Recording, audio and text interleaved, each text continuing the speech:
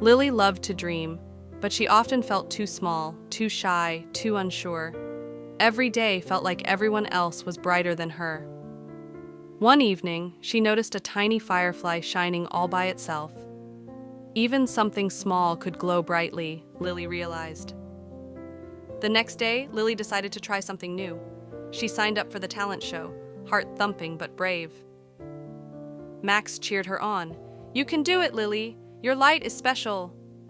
Sometimes, all it takes is one friend to believe in you. Day by day, Lily practiced.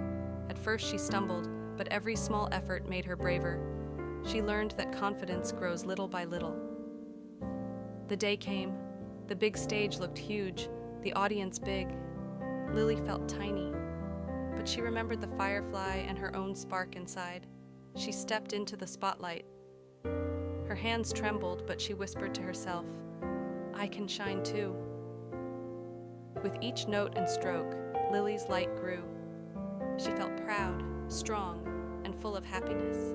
Her confidence shone brighter than ever. Lily's courage inspired her friends. Everyone has a little light inside them, waiting to shine. Lily had learned an important lesson.